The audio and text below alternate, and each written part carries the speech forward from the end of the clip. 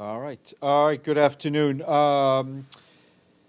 Thank you for coming at 1 p.m. Just as a reminder, Dennis Francis, the President of the General Assembly, will be here to talk to you about his forthcoming visit to the UAE, where he will be attending COP28. And I just want to programming note that tomorrow we will have our colleagues from UNRWA, Thomas White, the director of UNRWA's affairs in Gaza, and Juliet Touma, the director of communications of UNRWA. They will be joining us virtually to give you an update on the situation on the ground. Tonight, our Secretary General, Antonio Guterres, will be heading to Dubai to attend the COP28 climate change conference. He will have a rather busy agenda during the first days of the conference. First, he'll speak at the opening ceremony at the local climate action summit. Both those events will take place on the 1st. He will also have a live conversation with Indian actress Dia Mirza, who is also an SDG advocate and a UN Environment Goodwill Ambassador. On Saturday, he will take part at the high-level meeting of the landlocked countries, the opening of the G77 in China summit, the opening of the Global Climate Action high-level event entitled Towards a Turning Point for Climate Action, among other events. In addition, he will also be launching his initiative for supercharging battery storage deployment globally, and he will meet with his youth advisory group, as he does at every COP meeting. On Sunday, he will meet with a group of scientists, including the chair of the IPCC, the Intergovernmental Panel on Climate Change, as well as the other young climate leaders who are attending the conference in the UAE. He will also speak at the opening of the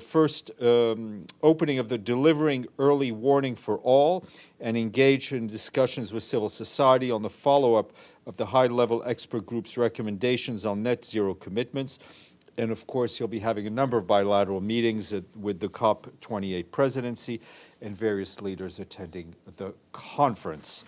And we'll keep you updated on his events as they go along.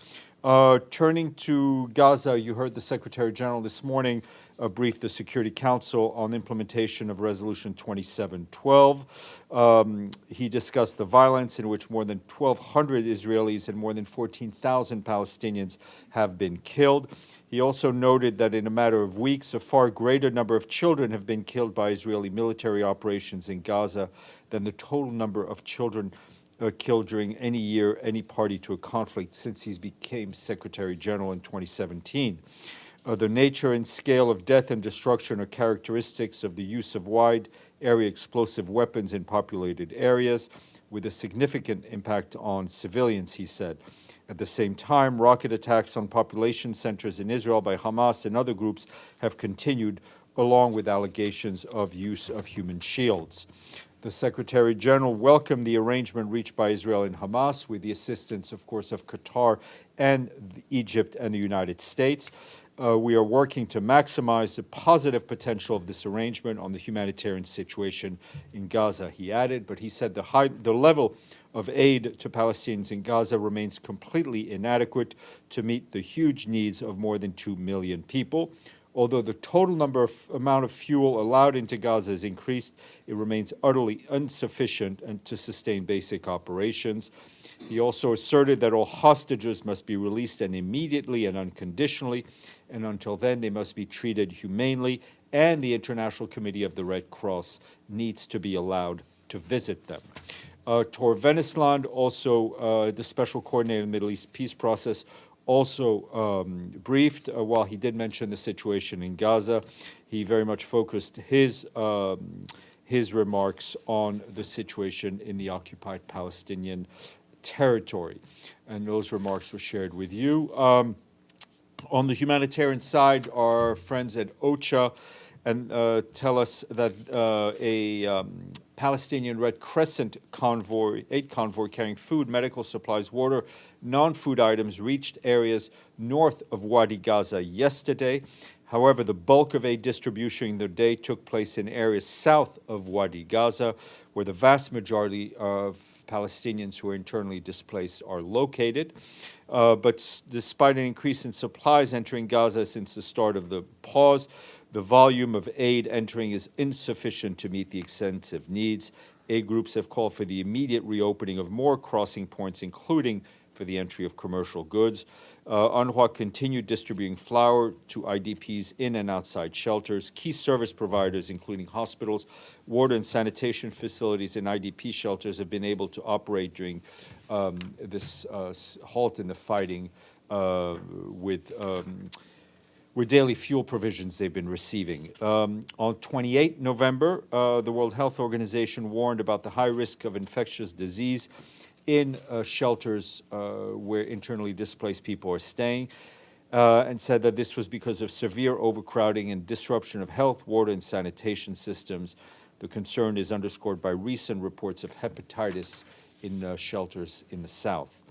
Also, before attending the Security Council meeting this morning, the Secretary General met with members of the Ministerial Committee assigned by the Joint Arab-Islamic Summit Extraordinary Summit that took place earlier today.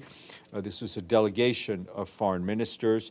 They discussed the ongoing crisis in Gaza and the wider region, including the humanitarian response and the progress made in the implementation of Resolution 2712, on which the Secretary General later briefed. As you know, today is the International Day of Solidarity with the Palestinian People.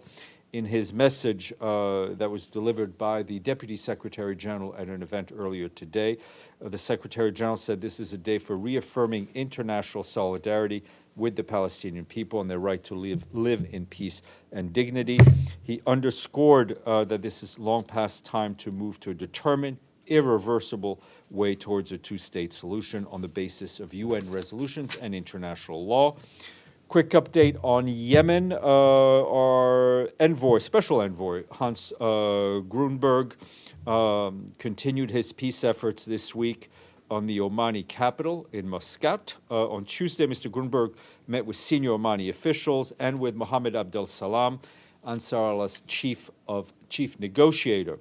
They discussed opportunities to foster cooperation between Yemeni stakeholders to address the current economic issues, to establish a sustained nationwide ceasefire, and resume an inclusive political process under the auspices of the United Nations. Also, during his meetings with representatives of diverse Yemeni political parties, the special envoy explored ways to progress towards a political solutions that reflect the priorities and aspirations of all components of Yemeni society. Some of you had asked for an update on the tanker formerly known as the Safar. We are trying to get an update. Our colleagues are working on it. We will not sit on it, Deji, and we will share it with you as soon as we get it. Turning to South Sudan, our humanitarian colleagues yesterday launched the 2024 humanitarian appeal for the country. They seek $1.8 billion to support 6 million people across South Sudan next year. There is an estimated 7.1 million men, women, and children who will continue to be food insecure during the lean season, and that's from April to July. Some 1.6 million children will remain at critical risk of malnutrition. The Sudan conflict has had an impact on the South Sudan economy, increasing the prices of food and the number of vulnerable people who need assistance. The acting humanitarian coordinator for South Sudan, Marie-Hélène Vernet, said the humanitarians will continue to work to ensure that people no longer have to depend on aid, adding that sadly, we expect climate change and other multiple shocks to continue to drive acute humanitarian needs next year. And to note that the 2023 humanitarian response plan for Sudan, calling for $1.7 billion, is only 54% funded with just over $900 million.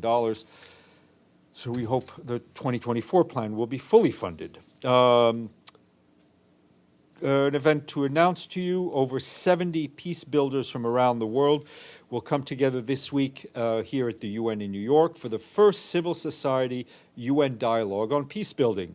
The dialogue begins tomorrow and will continue until Friday. The launch of this new annual initiative is co-hosted by the Department of Political and Peacebuilding Affairs, the Peacebuilding Support Office, and Interpeace, which is an international NGO, with the support and generous support of our friends in Finland. The dialogue will not only facilitate exchange among a diverse range of civil society organizations from across the globe, but more importantly, will allow discussions on strategy and peace and policy in peace building. The platform will enable civil society actors to influence global peace building goals and objectives. More information on this brand new dialogue is available on the website of the Peacebuilding Support Office. Senior personnel appointment, and then I will turn it over to you. Babatunde Ahonsi of Nigeria will be taking up his new function as the UN resident coordinator in Turkey after completing his appointment as resident coordinator in Sierra Leone. The Secretary General's appointment follows the confirmation from our host government to lead the UN team's work in support of Turkey's commitments to advance the SDGs and leave no one behind. Mr. Ahonsi has 26 years of experience in international development. His full biography is available on the Development Coordination's Office website, and we congratulate him. And we move to Benno. Thank you, Steph. I have a follow-up to the Security Council and an actual question. First, I need your help in understanding the SG. He said in his briefing, in a matter of weeks, a far greater number of children have been killed by Israeli military operations in Gaza than the total number of children killed during any years by any party to a conflict since I've been Secretary General. Does he mean the total number of all conflicts combined, or does he mean it's a higher number than in any other conflict? In higher number in any conflict, and this is all based on the data that is in our annual Children in Armed Conflict reports. Okay. And then my question is about Mali. Can you give us an idea regarding the withdrawal, how the situation of peacekeepers and UN personnel in Mali is right now? I heard that in some parts of the country they had to ration food because there is no access to stores anymore. I'm not aware of our peacekeepers having to ration food, but I do expect an update on the withdrawal tomorrow from our peacekeeping colleagues. And the SG, I think, addressed it pretty vigorously yesterday. Deji. When everyone's talking about implementing the Security Council resolution 2712, what would be the standard to say that, okay, this resolution has been implemented? Because I think it's quite a vague small step, baby step resolution, right? Sorry, I mean, how can we define that the resolution is implemented? Well, I think the resolution sets forward a number of goals. The Secretary General reported on what he was able to report on, but others are able to make their own assessment as well. Okay. Another question. It seems that the Hamas is willing to have another 4 days extension of the pause, and multiple parties that are working on this. What does the Secretary General has to say on this, and what could be another 4 days extra pause would do to humanitarian aid delivery? Well, pretty clear. It would, given that it would silence the guns for a further amount of time, it would allow for us to distribute aid safely, for people to receive aid safely, and it would stop people getting killed. Does the UN hope that these possibility of another extension could lead to maybe a even longer period of listen, pauses? I think we all have to be very realistic. I think we're taking this one day at a time, but we do hope, obviously, that there's an extension, and the Secretary General has been reiterating his call for a humanitarian ceasefire. Yes, sir. Rebecca Grinspan, a few days ago, took part in the summit, Grain from Ukraine. How do you evaluate the efforts? Sorry, she said she took. Oh, she was in Kyiv. Exactly. How do you evaluate the efforts of Ukraine and other countries that were at the conference?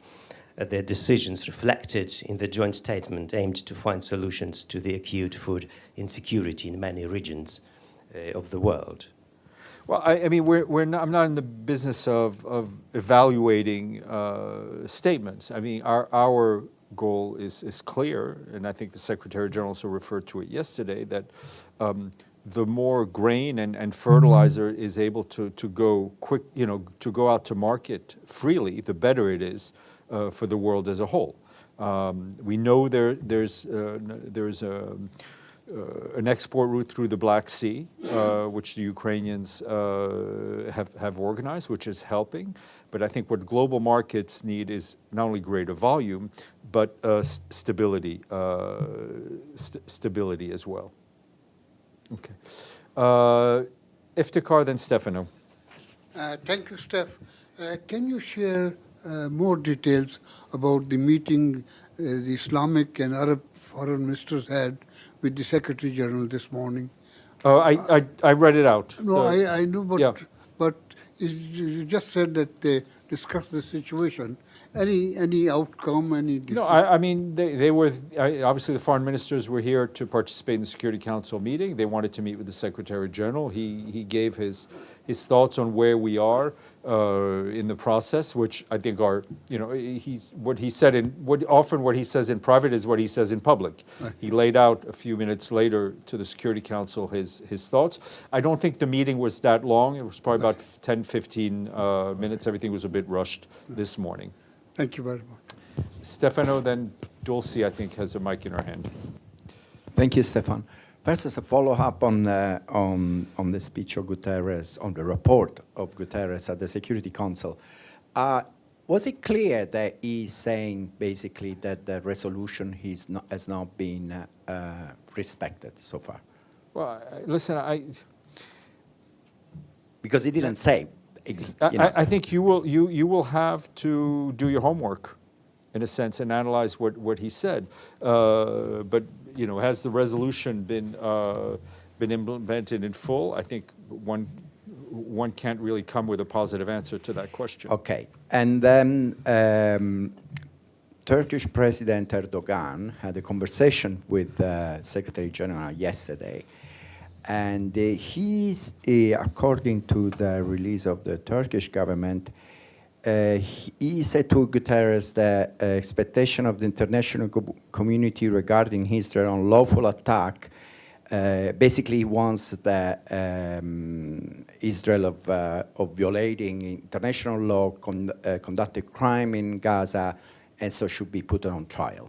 Now, we know that because that's what the government say. What was the reaction of Guterres when Erdogan was telling that? The Secretary General's position is clear, and I think he's said it. I mean, as in any conflict, after a conflict ends, there needs to be accountability. There are different mechanisms, whether within the international system, within the UN system, that are designed to pursue that accountability.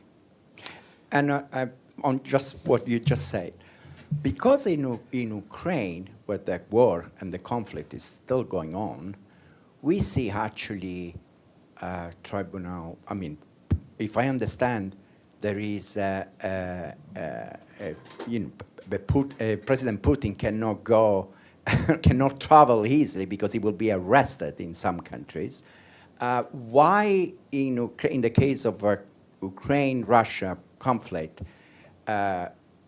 this kind of investigation or also mandate by the tribunal are rather, are done during I think, that. Stefano, that's a question to ask the prosecutor of the International Criminal Court.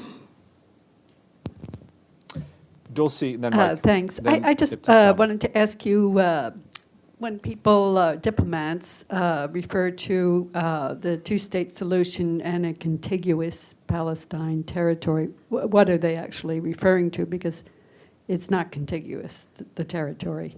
Well, I don't speak for those diplomats who are saying that. I mean, Well, what's the UN's obviously perspective the on this? contiguous in terms of the West Bank, and I mean, I think that's what people are referring to when they mean that.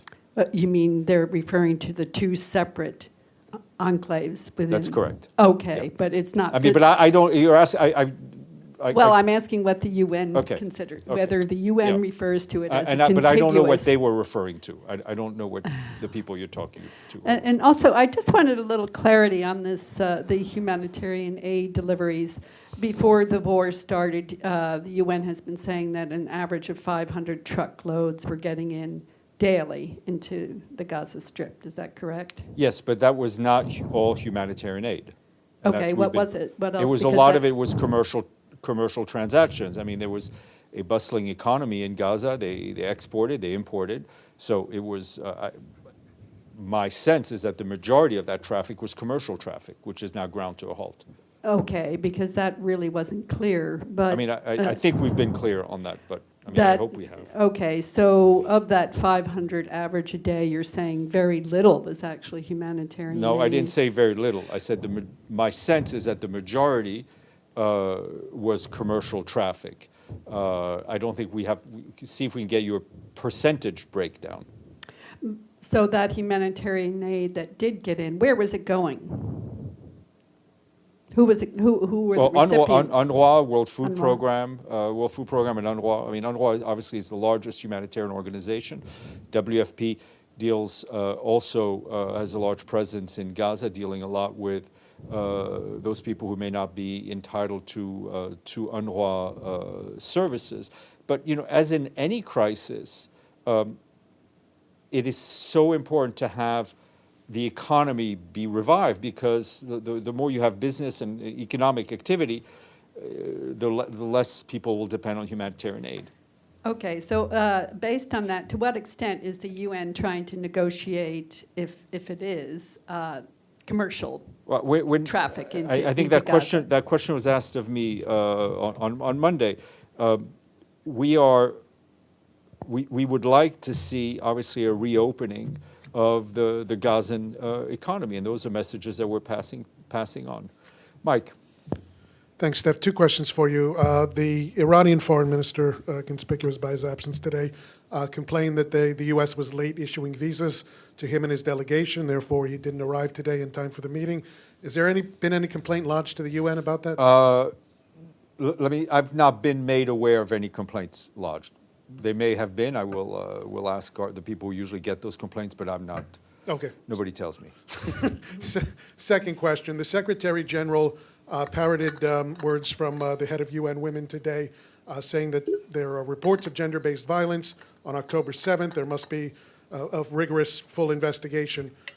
What is this problem that the UN, despite the forensic evidence, despite the eyewitness accounts, despite video that I'm sure the Israeli government would share in a closed setting, cannot say Hamas raped women, committed sexual assault on October 7th? It opines on all sorts of war crimes without full investigations. What is the problem with just saying that? I mean, Mike, you and I have a different interpretation of what the Secretary General said.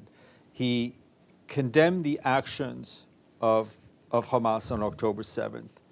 Within that, he talked about the issue of sexual violence, which is clear from all the press reports that we've seen. That is, of course, included in his condemnation. Those are two. He hasn't linked those two issues together. Well, I think he has. If you look at the way it's written, I think it's clearly linked. Ibtisam, and then we'll go to round two. A lot of people who were freed in the exchange lately, including children, reported about that they were beaten, harassed, and a lot of human rights violations. Does the UN believe that all these violations I'm sorry. be Palestinian? Okay, yes, because that wasn't clear. Okay. who were either prisoners, or a lot of them, at least I think 1/3 of them, were part of the so-called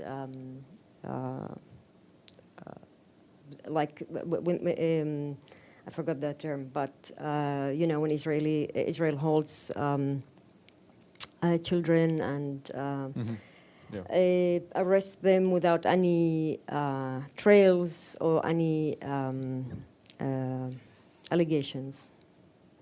So do you believe that that should be investigated? I think people, anyone who is detained either in a jail or under administrative detention needs to be treated according to basic human rights and international law, and any case of violations of that law need to be investigated. Okay, my other question is about the American ambassador to the UN. In her statement today at the Security Council talked about settlers' violence, and she said that her government is troubled by the sharp rise of violence by extremist Israeli settlers against Palestinians in the West Bank. She also said that the President Biden has made clear that the United States is prepared to take action, including by issuing visas bans against extremists. Does the Secretary General believe that the issue of settlers and extremist settlers should be more discussed, and maybe even some of these movements banned and declared as terrorist organizations? Well, I mean, especially that some of them are using violence openly against farmers and Palestinian civilians. I think we have been very clear, and other parts of the UN have been very clear in condemning the violence that we've seen by settlers, sometimes lethal and fatal violence, and the harassment of Palestinian civilians. The issue of listing groups as terror organization, as you know, is not something the Secretary General designates. It goes through the Security Council, but we have been, I think, very clear on condemning that that violence. I think that was your... Just follow up quickly. I mean, okay, condemnations is great and good, but it's not enough, given the fact that this is not new. This violence I think we have been very public about it for a long time in the Secretary General's own reports, in TOR's reports. It is also something that we have repeatedly raised with our Israeli counterparts. Dulcie, sorry to shock you. I actually have an answer to your question. 80 to 85% of the truck traffic before this phase of the conflict was commercial. Okay, so if I do the math, you've been saying an average of 500, so 85%. Don't ask me to. I can only give you. I'm giving you the percentages. I will let you calculate in terms of trucks. But then you're talking about a much lower number than 500 average a day on humanitarian aid. So where are we in relation to that number? Well, I mean, we've been reporting on. We've been saying very clearly, we're not able to get in enough aid to meet the needs. It's not a matter of truckloads. It's a matter of volume, and it's a matter of goods, and we're not getting enough in. Deji. Sorry, just a very quick question. Since the Secretary General is leaving for COP28 in Dubai, the Israeli President Herzog also is planning to attend that meeting. Will the Secretary General meet with President Herzog in person? If they have a chance, of course they will. I mean, we don't have the list of bilateral meetings yet. As you may know, these events are rather chaotic, and things are scheduled. But the Secretary General, I think, has a very good and long-standing relationship with President Herzog, dating from the time before he became president. What about his phone call with Prime Minister Netanyahu? I will report things as they happen. Mr. Schwinghammer. You might have seen this story that the U.S. says it foiled a plot to assassinate an American citizen in New York who advocated for a Sikh separatist state. Now my question to you is, did the U.S. authorities indicate to the UN in any way that diplomats representing India to the UN were involved in this case? I had not seen that report at all. Oh, it was breaking news. News is being broken everywhere all the time. I'm happy to do a pop quiz to make sure you're on top of everything. No, I haven't seen. But this is not the. I mean, I don't know anything about it. So. Okay. Mike, and then we'll go and then we'll go to Mushfik, and then we'll go to the President of the General Assembly. One quick question for you. A senior Biden admin official had suggested earlier on in the week that even though Israel refused to open up the Kerem Shalom crossing, that possibly could be used for inspections and then have there been further I discussions know about that's that? one of the discussions that would facilitate things because there's an infrastructure there. But what would really facilitate things is if things could go through Kerem Shalom in addition to Rafah. Mushfik, and then we'll leave the space to the President of the General Assembly. Thank you, Stéphane. According to Human Rights Watch report, ongoing systematic crackdown on opposition members and critics by Bangladesh security forces makes a free and fair election impossible. What specific steps is going to take from the Secretary General to ensuring the voting rights of the Bangladeshi people, as Voice of America English Service reports, Bangladesh prepping for unfair election? Well, we do not have, the UN does not deploying observers to these elections. We don't, we rarely do that without a specific mandate. We, again, and we've seen the reports from Human Rights Watch and other organizations, we again call on all parties involved to ensure that people are able to express their votes freely, their opinion freely, free of any harassment. Thank you all, and I will leave you with the President of this General Assembly.